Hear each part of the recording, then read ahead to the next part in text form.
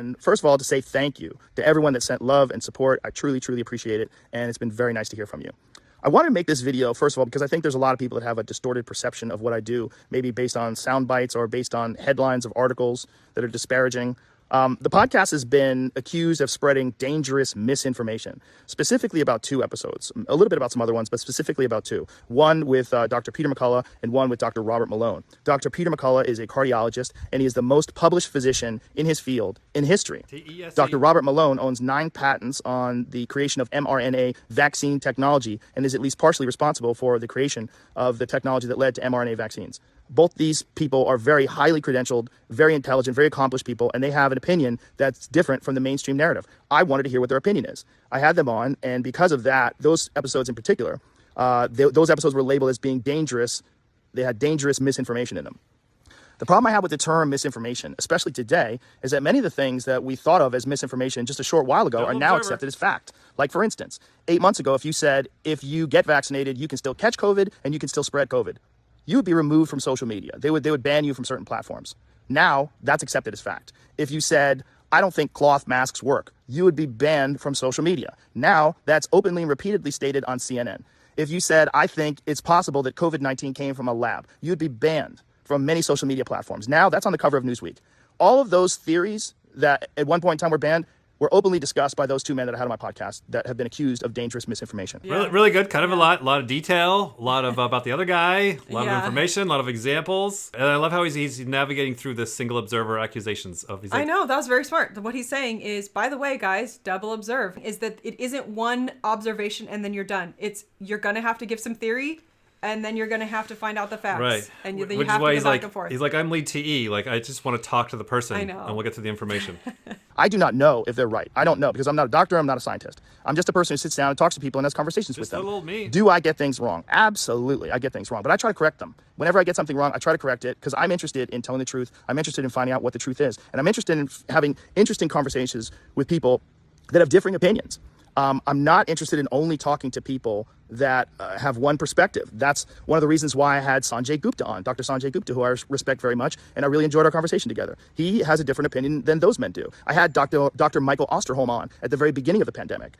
He is on President Biden's COVID-19 advisory board. I had Dr. Peter Hotez on, who is a vaccine expert. I'm interested in finding out what is correct, and I'm also finding out how people come to these conclusions and what the facts are. Got to find out, why did you come to the conclusions that you did? I want to hear your perspective because I'm lead play. That's how I get information, is I bother the tribe and I go after the smartest and I go after the spectrum of smart. Now, because of this controversy, and I'm sure there's a lot of other things going on behind the scenes with these controversies, but Neil Young has removed his music from the platform of Spotify, and Joni Mitchell and apparently some other people want to as well. I'm very sorry that they feel that way. I most certainly don't want that.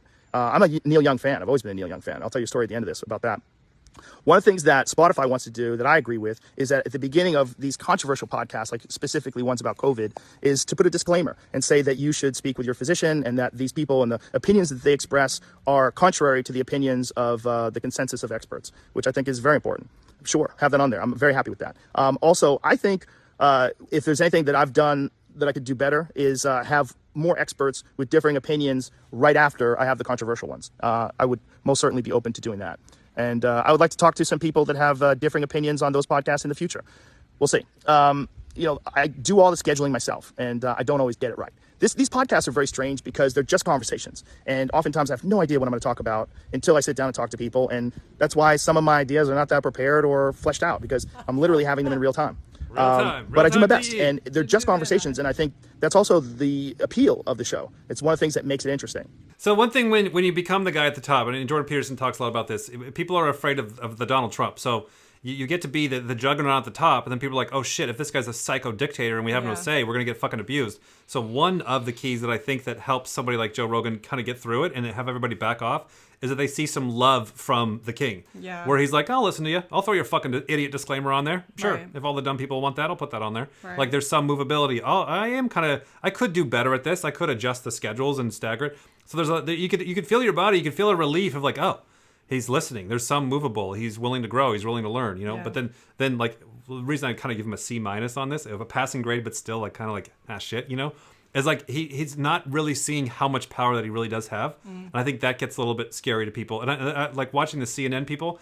That's what they seem to have the biggest thing against him is they're like they do this for a living, you know, fucking with people's minds and views and get everybody this way and that way, you know. It's like they're kind of projecting their. I know that's the joke. They're projecting. They're like, you're influencing her. Like that's what they do for a living, so they can see it, right? Yeah. So like Joe's just like, I don't know, I'm just doing. Like I get where people, because those people say this to us. Let me try like saying this out. It's like if you just say, oh yeah, this person, blah blah blah. Like you have a lot of young kids that are following you that'll lock that down right now. Yes. And you'll be like, oh, but wait to see the other point of view later, or maybe I quote it wrong. I'll see Joe Rogan do that. He's like, yeah, so and so said I didn't get the words right, and he'll like misquote them. I know.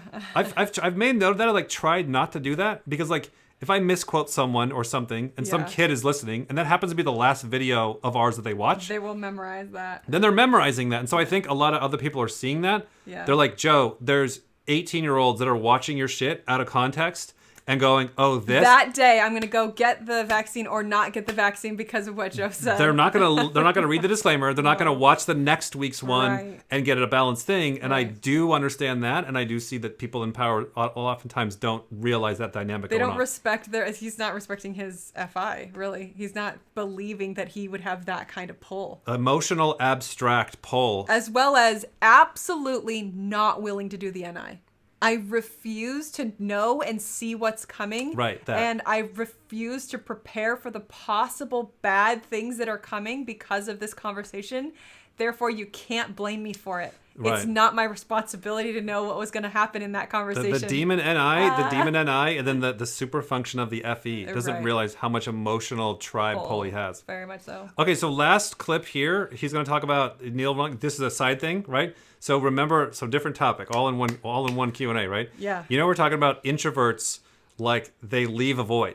Right, and I've been seeing this with the Blast Last. So Joe's an introvert because I'm an introvert. Yeah, so. It's like you remember how you would complain of your ex where it's play last, and you would always do the thing of tossing the ball and going like this. Oh yeah, that was the thing. Right, that was how I understood what play last was. So I've been thinking about that a lot lately, and I'm like, okay, the Blast Last is actually very similar, but it's not a toss.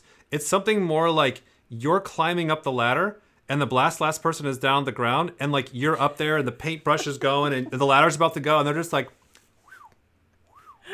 just consuming in, taking in the experience, and you're like, help! And they're like, oh, whoa, yeah, okay, right, and they'll jump in after you tell them to jump in,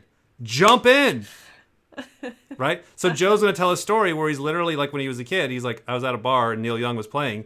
And I was a security guard, and my plan, you don't think I'm a planner, well, here's my plan. As soon as there's trouble, I throw my hoodie on and I run away.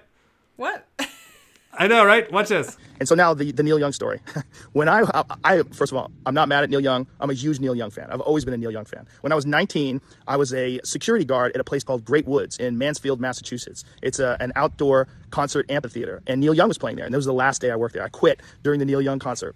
The job was kind of crazy because there was a lot of times there was fights broke out and stuff, and I think I probably got like $15 an hour, and I was not about to get beat up for $15 an hour. So I would bring a hoodie with me whenever I worked. So in case the shit hit the fan and it got too crazy, I would just put my hoodie on and leave and cover my security outfit, my security shirt. So one day during a Neil Young concert, there's the amphitheater, the way it's set up is there's a covered area outside that has seats, and then there's a lawn area behind it. Give me all the censor, God damn it! During the Neil Young concert, they got a little rowdy. It was cold out, and they started bonfires. So they had these raging fires on the lawn, and we were supposed to go and put these fires out and stop them. So we tried for a little while, but then brawl started breaking out, and it started getting crazy. And I was like, fuck this. So I put my hoodie on, I zipped it up, and I left. And I drove home, and as I was driving home, I was singing, keep on rocking in the free world. That was my last day on the job. I don't even think I collected my last check. This feminine FI. That's how Cody sings when he does the dishes. I know he does, very much. Yeah. Well, there you go. Is there anywhere? No, that's it. Oh, okay. That's all you get. And the symbolicness of that's also what's happening online. I know, He's right? like, well, see ya, Spotify. See ya, bye. You know, responsibilities.